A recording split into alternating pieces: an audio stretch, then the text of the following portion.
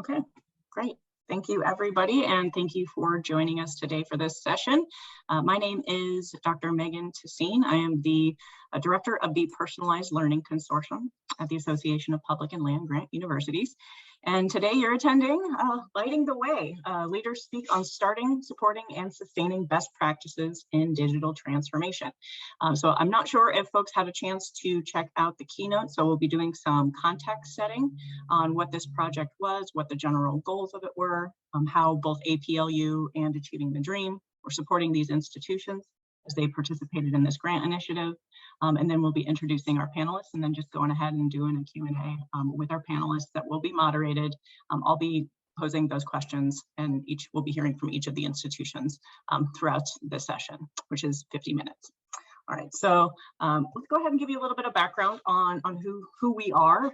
So the Association of Public and Land Grant Universities is one organization of 12 that are part of the Every Learner Everywhere network.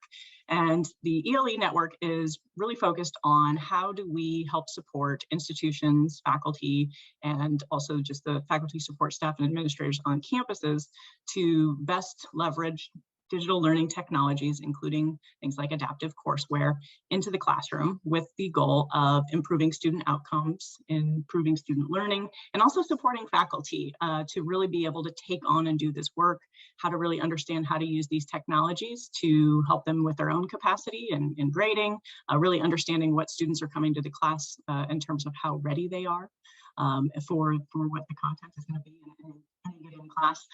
So we do a lot of support with those institutions, again, with goals of improving student outcomes, particularly for minoritized student populations. So Black, Latinx, and Indigenous students, poverty-affected students, and first-gen students is really what our focus is. We want to go ahead and create more equitable learning experiences and outcomes for those students.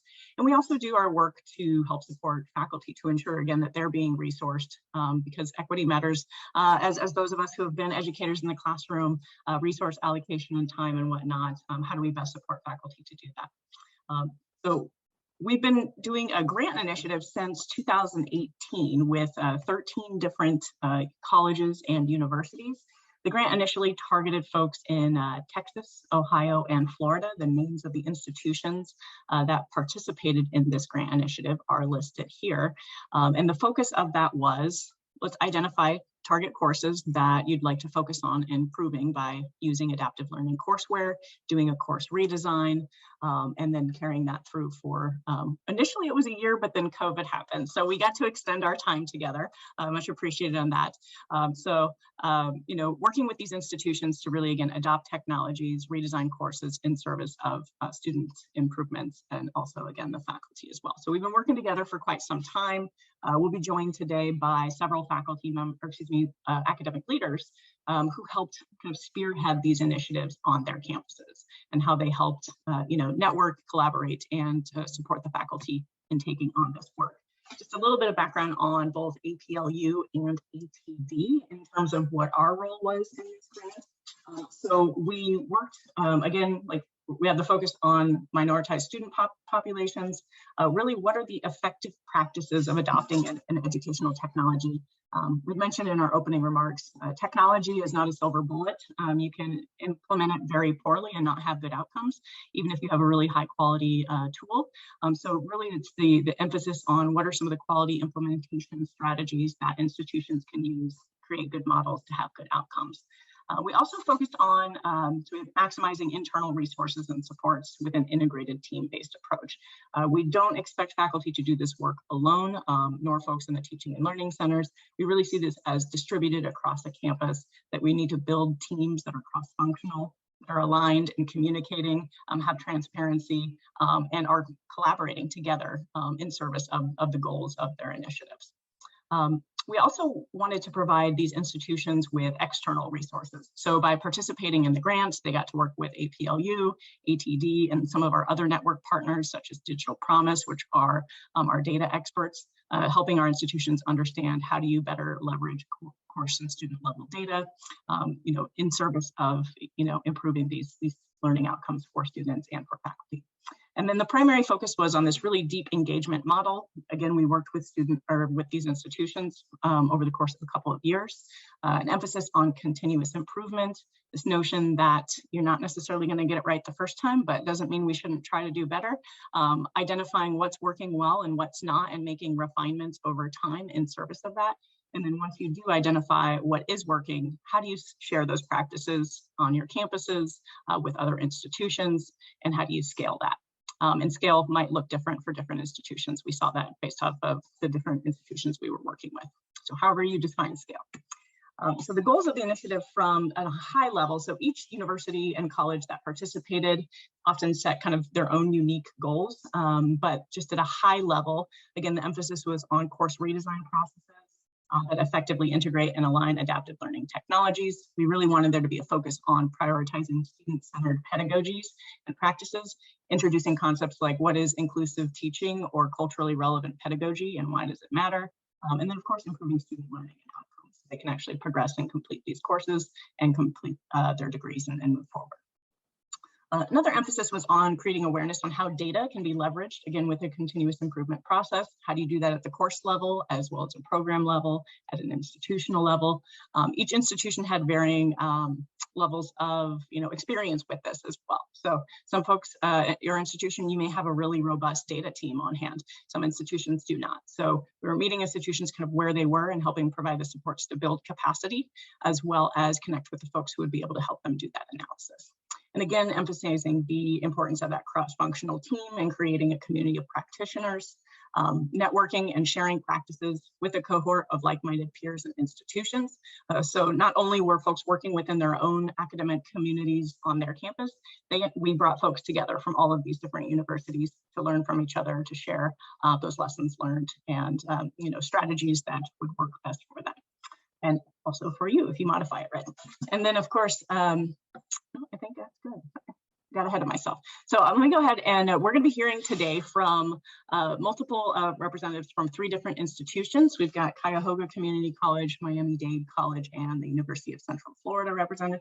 There's a couple of those nice faces here today. We've got Dwayne Keeney, who's Associate Dean, the College of Liberal Arts, and Kara DePaul, who is the Director of Academic Professional Development. She's also adjunct faculty in business administration, and I believe has also used the adaptive courseware as part of the initiative too, so she can speak from the faculty perspective as well. They represent Cuyahoga Community College. We also have Nick Schnorr from Miami-Dade College. Again, he's the department chair and professor in the Department of Mathematics. So thanks for joining us today, Nick. And then also we're joined by Wendy Howard, who's the program director of the Pegasus Innovation Lab, the Center for Distributed Learning, and Beiwen Chen, the program director of Personalized Adaptive Learning, also a senior instructional designer at the Center for Distributed Learning at the University of Central Florida. I am so glad and honored to have you all with me here today. Seems like y'all can't get rid of us just yet because we just like to keep talking with you.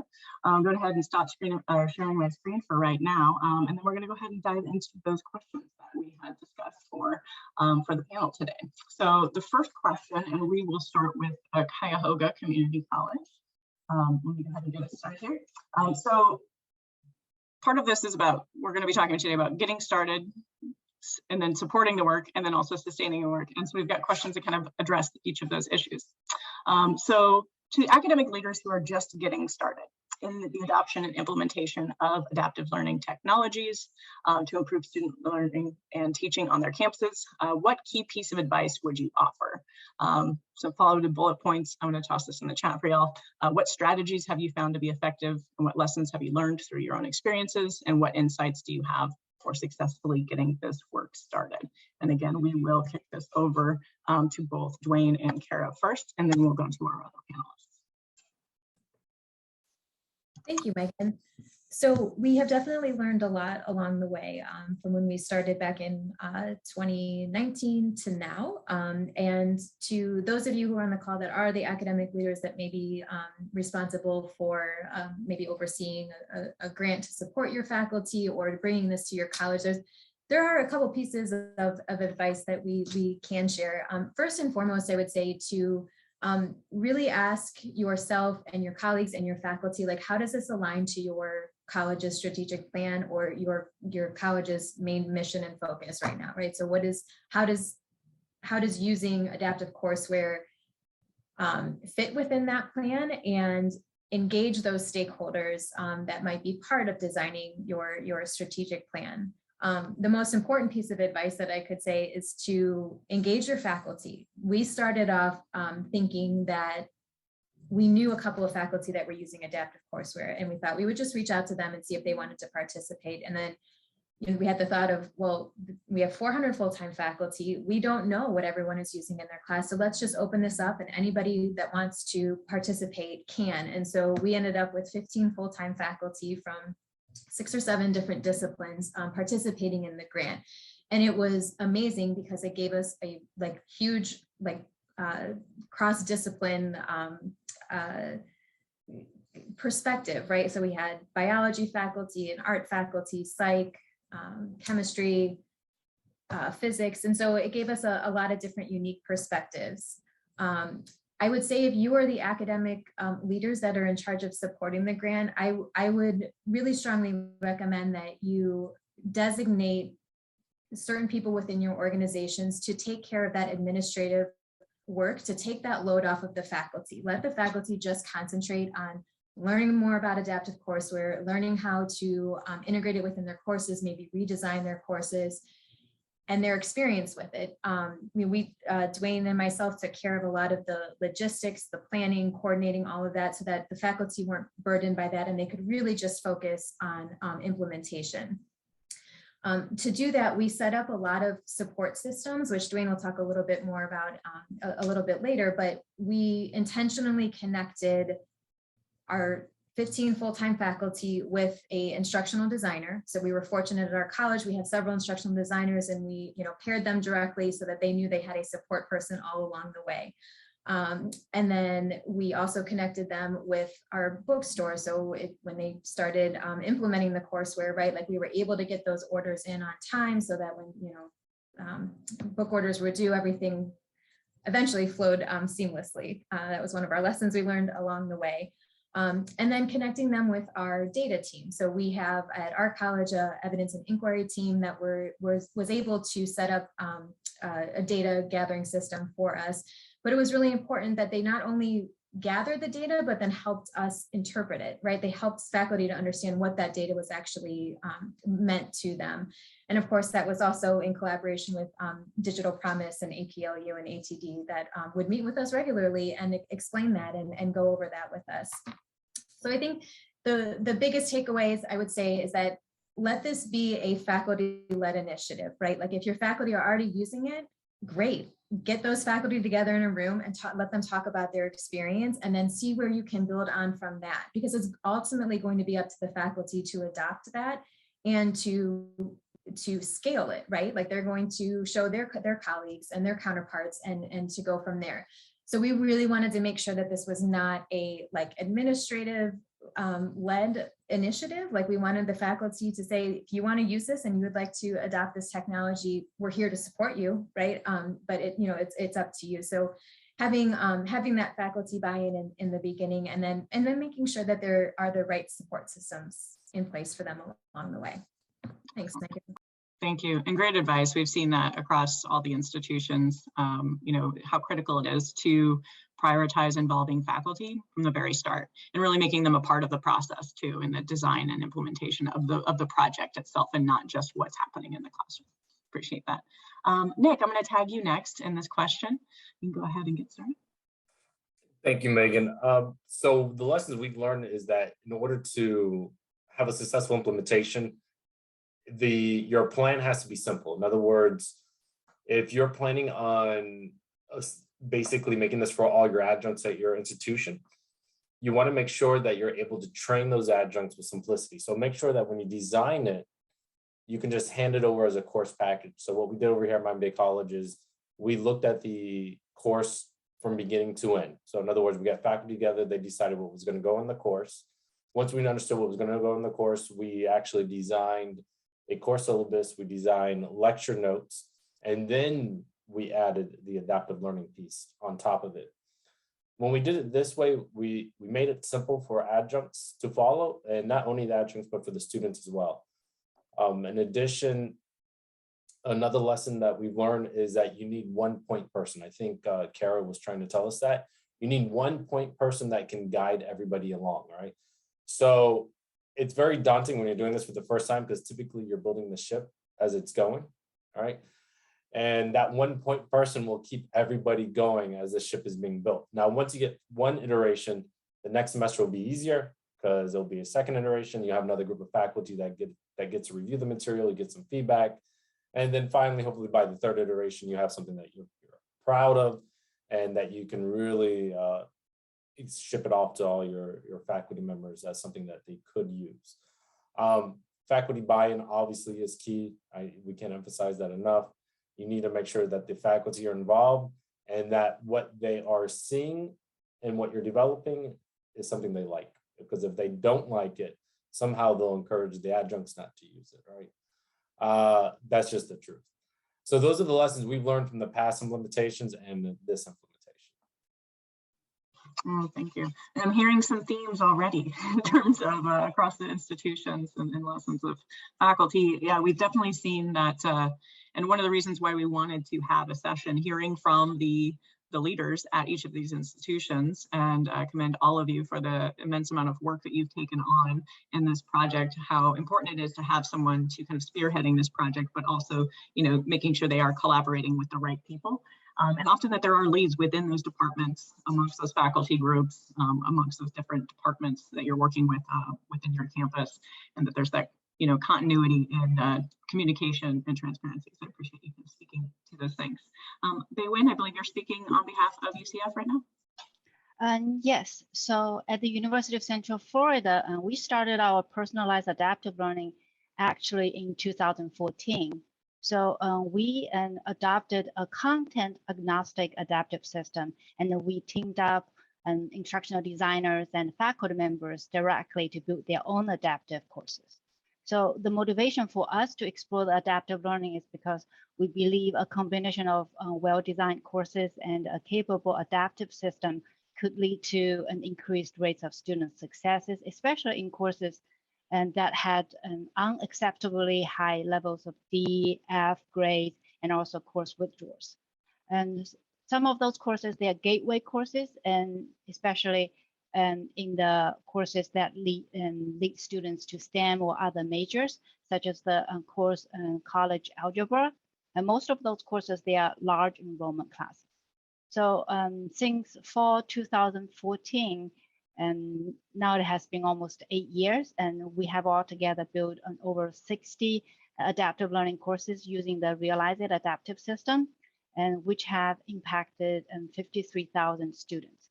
So those courses, they are introductory courses in anthropology, biology, communications, educational statistics, hospitality, math, modern languages, physics, and others. So over the years, we find that this as introductory gateway courses definitely can best take advantage of the adaptive learning.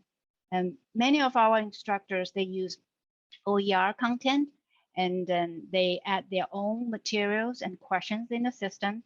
And some of the instructors, they ingested commercial titles into the system as well. But we definitely find instructors who use their own content, they have a better ownership, and also they are more engaged with the system during teaching.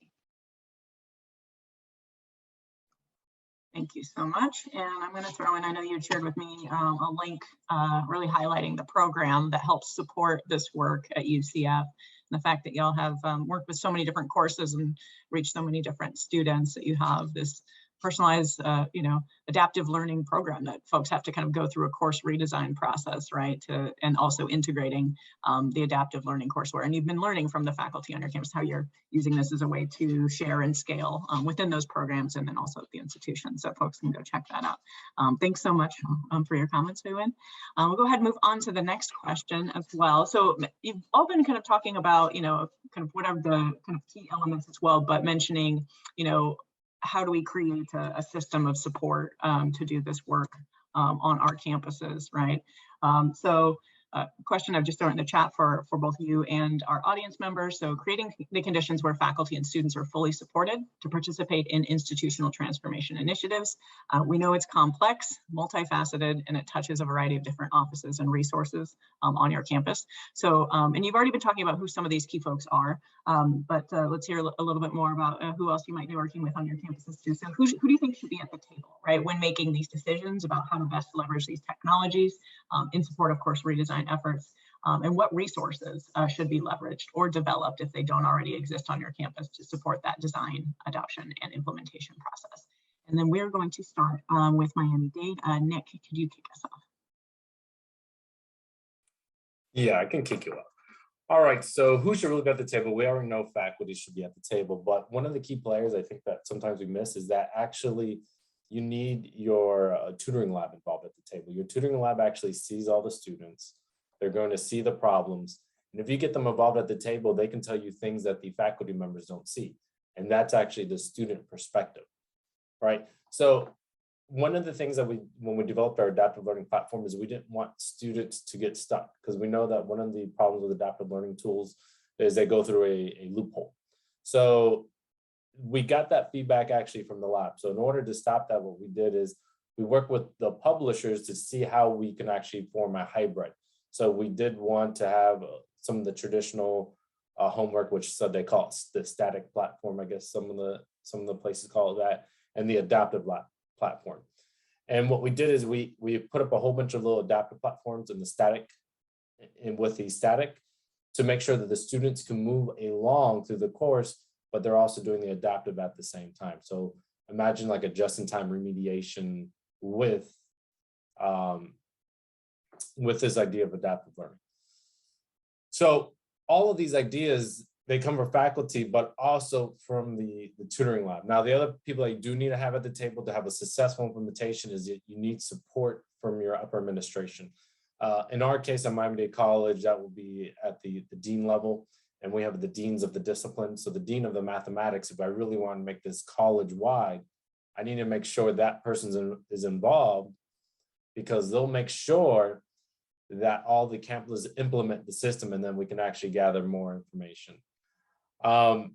What should you have at your campus if you want to be really successful with adaptive learning platforms is you need a system similar to UCF, I would say, in some of the institutions where they actually have a course developer. So if you're going to go serious down this pathway, you need to have an independent course developer. I'm lucky enough that I'm a chairperson who still gets to teach one class a semester, and I get to do course developing at the same time. It sounds like a lot, but I enjoy it. So I get to play all the roles. So I get to see it merge all together. Sometimes I play the convener where I do get all everybody together. But really the key players, faculty, the tutoring lab to make sure that you get that student side. Those tutors share a lot of information that we don't have. You can probably even use student feedback surveys as a way to decide, am I doing the right thing? In other words, the material I develop, do the students find it more difficult or do they find it easy to grasp? And that's where your student feedback comes into play. So that is my 2 cents on who needs to be involved. Thank you so much. And I like the way of not only offering that, the student support through the tutoring services, but also using that as a way to get information about what students are actually saying about it, right? Thinking about how to, we'll have a question later about how to, capture and integrate student voices, right? In terms of really informing us, because they are the final recipients, if you will, of this work. We should be working in service of them. They should have a say at the table as well. So I appreciate you saying that. I believe, Bengwen, you're going to speak again next. Great. Yes, so initially at UCF in spring of 2014, we put together a committee. So our selection of the primary adaptive learning platform and involved an in-depth analysis of different adaptive platforms from different vendors, and by a committee that consists of academic administrators, which is our vice provost, and educational researchers, of course, faculty members from different disciplines, and also instructional designers and IT staff. So one lesson that we have learned is that the development of adaptive courses is very, very time consuming. You have to develop the learning maps, the content, the assessment items. So one of our faculty members, and she compared the effort to writing a textbook and even more, because they really need to create a lot of assessment questions. So to alleviate the burden on the faculty members at UCF, we hired instructional designers, we hired adaptive course builders, course assistants to take on the workload. So that is the formation of my team and the personalized adaptive learning team. And now my team consists of 5 instructional designers and 2 part-time course builders.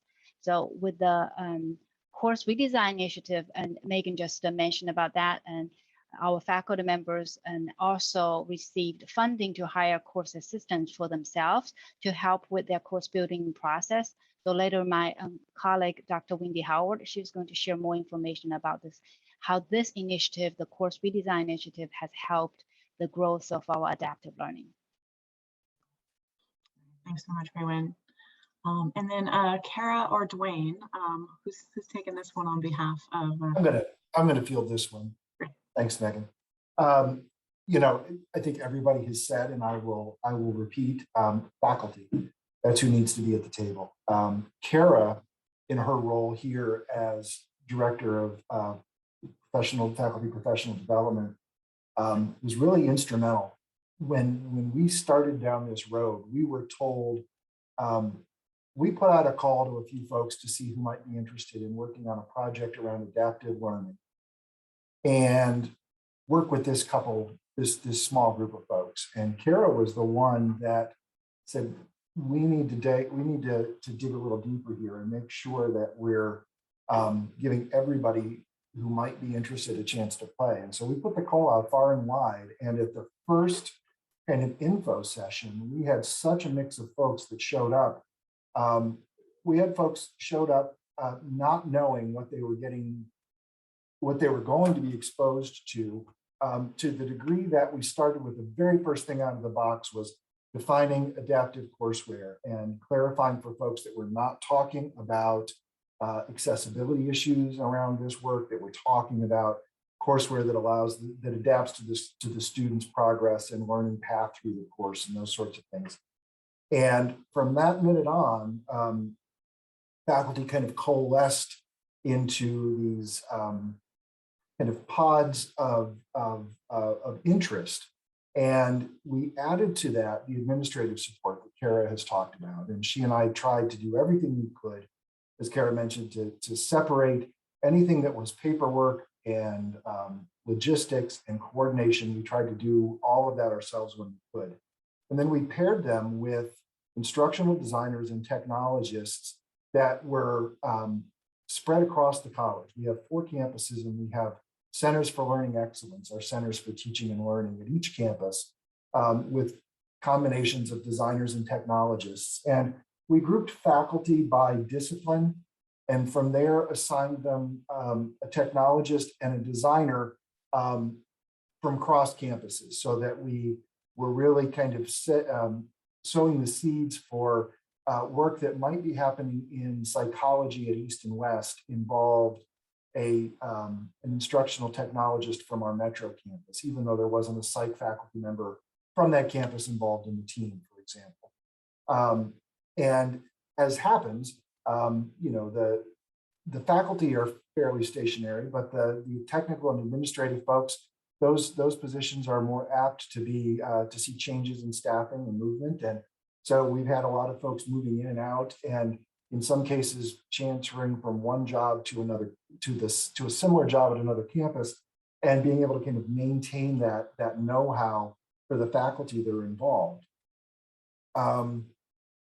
One thing that I did want to kind of, I don't want to overemphasize this because I don't want to make it sound like it's a detriment. But the faculty here at Tri-C are very individualized, and even in gateway courses where the faculty counterparts agree on course materials, and the materials may be the same for every course in the discipline. And that's not universal by any means.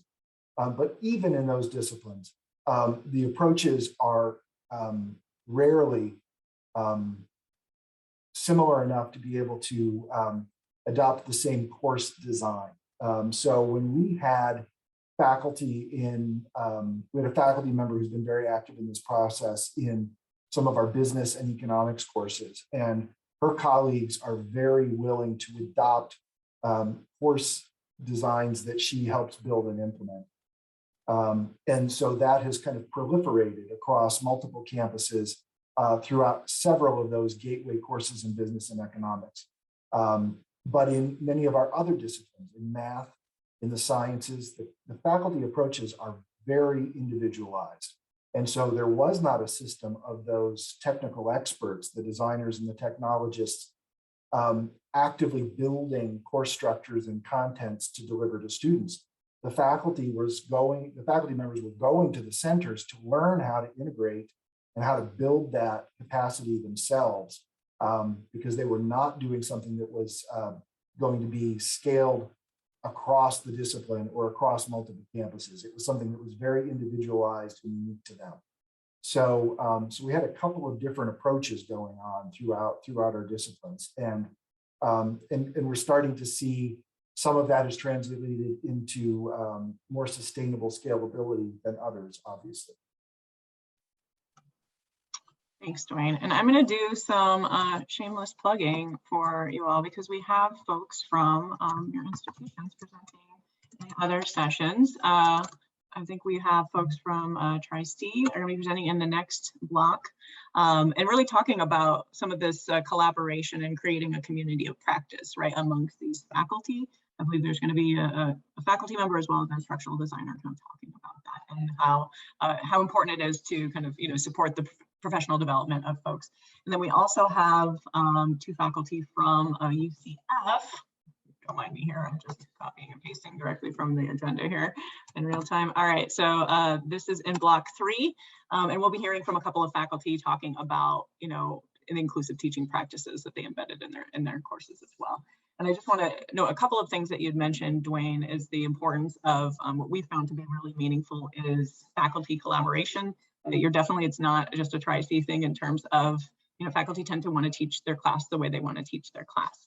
And we found that can still be true while still collaborating with your colleagues, right? And many of them have found it to be a really enriching experience through this project, to talk with their colleagues about, well, how are you teaching your course and why do you do that and what's working well for you? So really using this as a catalyst to create more conversation and self-reflection about one's teaching practice, and really why one is doing what they're doing in the classroom in service of their students and for their program as well. So I really appreciate you speaking to those things.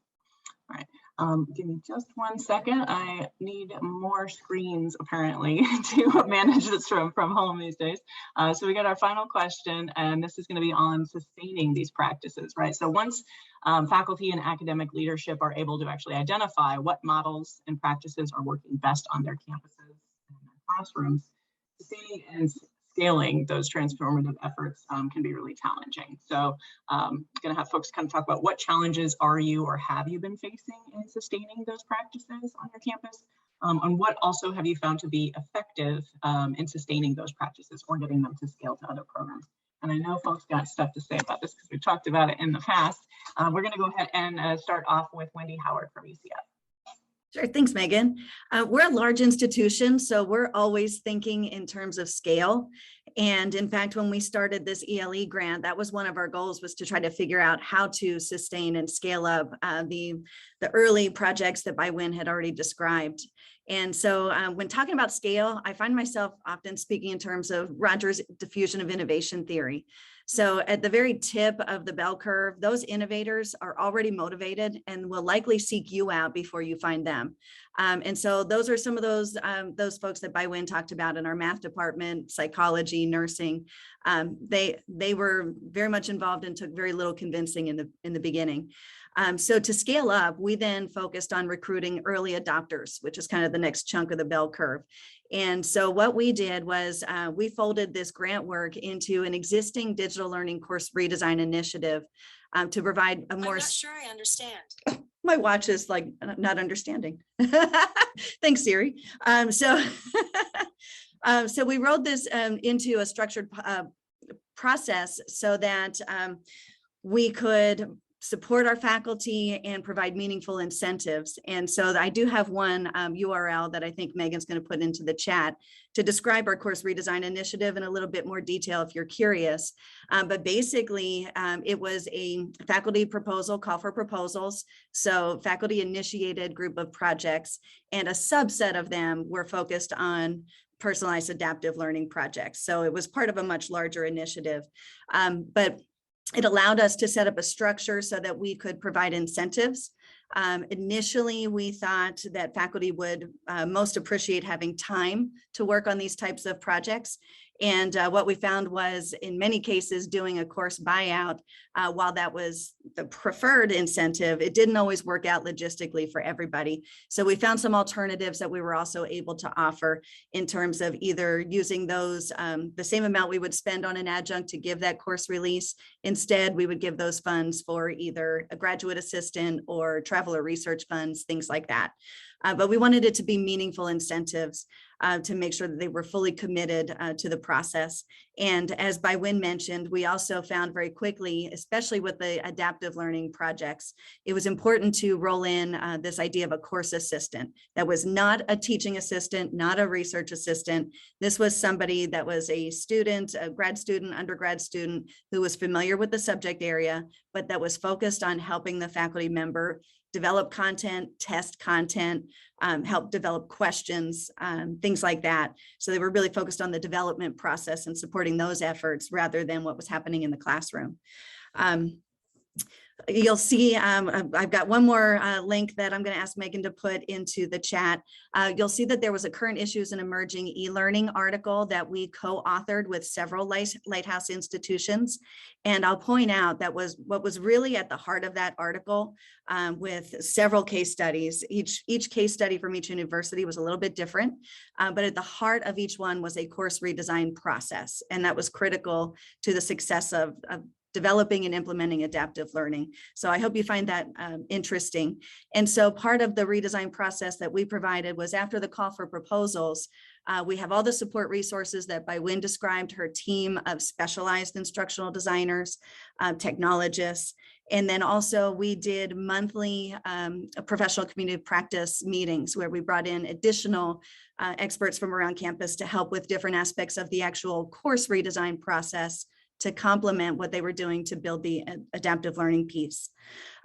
What we did find that it was unique, particularly among those who published in that article, was that we were the only ones that were using a platform like Realize It that required a lot of development time and effort. So rather than off-the-shelf courseware, we found that we were investing a lot of time and resources in developing custom content.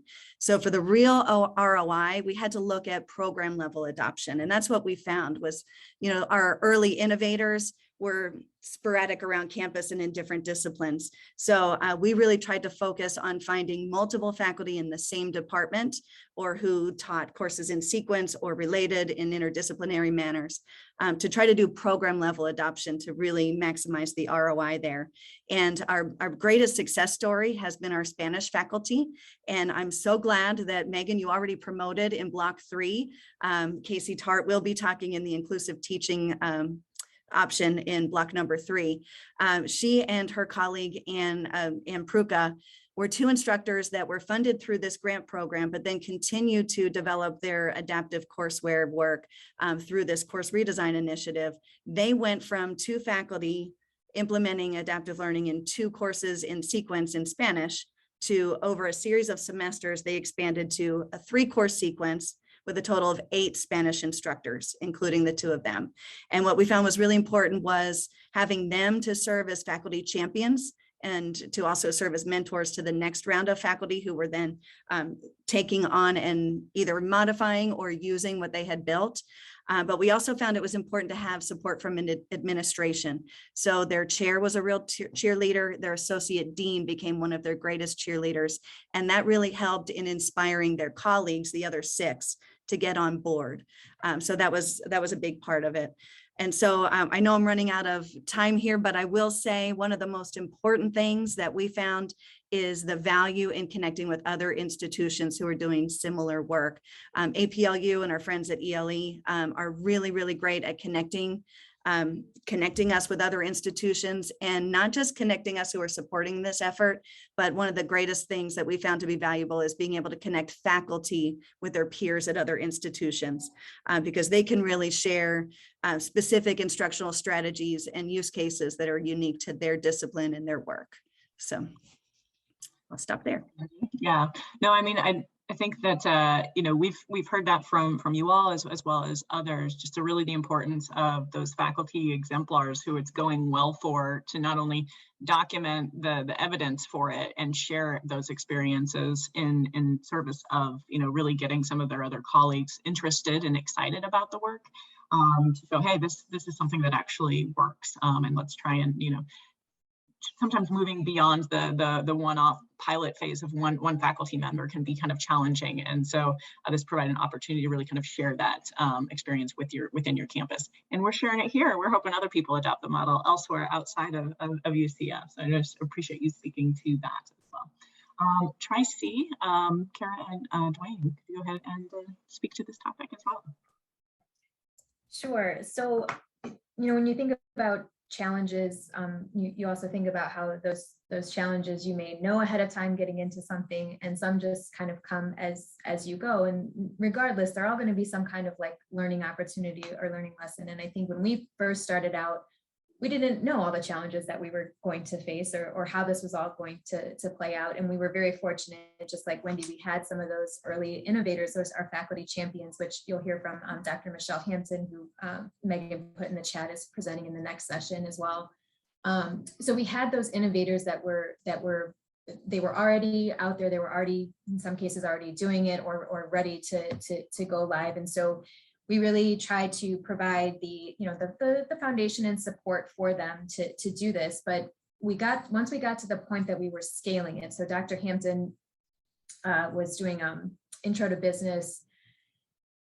And we started off with just a few faculty that were using it, and then she scaled it to include like over 20 adjuncts, and myself included. And if it's a piece of advice that I could also give to you as administrators, that if you have the opportunity to teach while you're doing this, try it out, right? Try whether it's, you know, you're using courseware that another faculty is using, or even your own, just so that you can understand the process start to finish. I think that we may have underestimated the amount of time and energy to redesign a course. We didn't put the expectation on them that this would be a full course redesign. In fact, we were very clear that it was not that. But in the grand scheme of life, when it comes down to it, I mean, there is a lot that gets involved, and these faculty are teaching a full load to begin with. They're on, you know, however many committees that they're involved in, and all their other work. So making sure that there really is the time and space for the faculty to do that. We had faculty that came in that didn't really know a lot about adaptive courseware, and like once you start going out there and researching, like there's so many different products to choose from. And so what's best for your discipline, what's best for your faculty, testing those out. And so our instructional designers ended up putting together a guide of, I don't even remember how many different products that they had in there, but kind of aligned it to, okay, what would be most appropriate for these disciplines. And that became really helpful for our faculty. And then we shared it with all of the other institutions that were participating in our cohort of that grant. And Wendy also mentioned like the ability to connect our faculty with faculty from other colleges. I think that has been hugely helpful, that they can talk outside of just their Tri-C colleagues. So in terms of like challenges in sustaining these practices long term, I think when you think about what the faculty are going to need long term, like you're building that train, right? And sometimes, like Nick said, you're building it as you're going. Once you get to that point that maybe it's the train is running a little bit more smoothly, they're still going to need that direct support for those faculty that are redesigning those classes, or that are training the adjuncts to use those classes as well. So making sure that they're supported. Sometimes, the vendor might be able to provide some kind of training as well. I think the last thing that I would add to that is that if there's a way to If there's a way to give faculty the time to connect with one another within their discipline. So we're multi-campus institution. Their counterparts only come together like 3 times a year. Granted, a lot happens, in other contexts, but they formally only have 3 times a year that they come together as counterpart meetings. And so there's not always the time really to like unpack this and to share it and to show how this has affected their student success rates. And so making sure that is built in, and a lot of that comes with administration providing that kind of support and time and giving faculty those tools, their data to be able to share with their colleagues and get that buy-in to really scale it up to the next level. Thanks, Megan. Oh, thanks so much, Kara. There's so much there, and I want to talk about all of it, but I know we're pressed for time a little bit. But a couple of things I do want to mention, and things that we have certainly seen: the importance of faculty collaboration and just dialoguing with each other. So one of the things that APLU has done is what we see as sort of the natural evolution of this is this semester we're running disciplinary communities of practice in math, biology, chemistry, and writing right now. So those are underway, and we are continuing those in the spring, and folks can sign up for the spring one. So I'm going to throw my email in the chat here in a second, so you can also email me if you're interested and you want to hear about that when we start actually promoting it, because again, it is really critical. Folks are sharing their experiences, really diving into what does it mean to teach with these strategies, but like within our discipline, right? It's different to teach math than it is history sometimes, but also acknowledging those folks can learn from each other, right? Oh, that history professor's doing something cool. Maybe I'll try that over in my biology class, right? So we bring them together as well to be able to kind of have those interesting conversations about being self-reflective, pedagogy, and their practice. So I appreciate you speaking to that. You had also talked about courseware evaluation and like picking a courseware. This is a tool that we've been working at through the network. It's still kind of in its preliminary stages, but so they're still building it out. What we will be seeing is some more products featured there, adaptive and otherwise, so you can go do side-by-side comparisons and kind of see what's out there and get started. So it's a little less overwhelming because it's hard to know kind of where to start in those spaces. So thank you so much, Kara, for your response, and Nick, I'll kick it over to you. All right, thank you, Megan. So basically, we're talking about sustaining what you developed. So that has to actually begin at the beginning of the process. So when you start this process, you have to think about what can I do to make sure that this can continue on, right? As if it's normal practice. So when I think of technology, I think of that technology is supposed to help make my life easier, right? So simplicity. This does not mean developing is the easy part. So developing is the hard part. So what you want to do is you want to make sure you actually do a full redesign of the course as you're actually incorporating the adaptive learning piece. Once you have that adaptive piece, now you want to make sure that you're able to get it out to your faculty members and adjuncts. So when I say faculty, I'm including full-time and adjuncts. Because the whole idea of sustainability, or to make it scalable, is you want to make sure you can get it to everybody. So once you get it out to your adjuncts, you want to make sure you can train them easy, right, on what you just developed. So what do I mean is you don't want to develop a process that's going to take you 4 hours every semester to train the faculty, because it's just not going to work, especially if you're talking about adjunct faculty, or if you're an administrator, you're hiring them on a semesterly basis, or they're switching out, especially if you want good adjuncts, right? You want the good adjuncts, they're going to be hired quickly somewhere else, right? But in the meantime, you have them. So the idea is you want to use the technology to make your life simple, and basically this technology should be on the back end of your program, right? So in other words, you say, okay, Professor X, here's your course to teach, here's your lecture notes, here's your copy of the courseware, right? Make sure your students register for it. In addition to that, right, what we do is we just create them a short little 15-minute video of how to use the courseware and give them a short idea of what the courseware is doing. However, they don't need to know the full complexity of what's going on in the background. This way, we keep it simple. The students are getting additional help from the online platform, and they're getting the lectures from the class.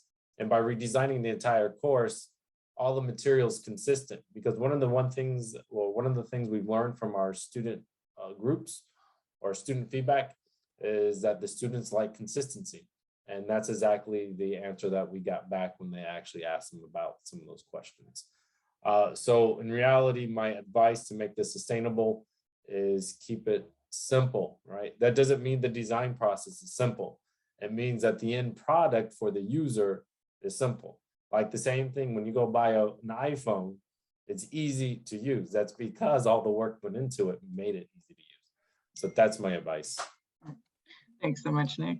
Yeah, we've certainly seen one of our colleagues over at Digital Promise often talks about this is sometimes in terms of like the low hanging fruit or what's easy to do right now. Like you might have a complex design over time, but giving yourself the time and space to make those changes so you're not overburdening yourself, your faculty, or your students. So that can be really critical. So I want to go ahead and thank everybody for joining us today, and of course to our speakers for joining us as well, and all of the insights and shared lessons that you've provided to us. There is a post-event survey. Now, it is not just for this session, it is for the entirety of the event, but I want to go ahead and do a plug here for it.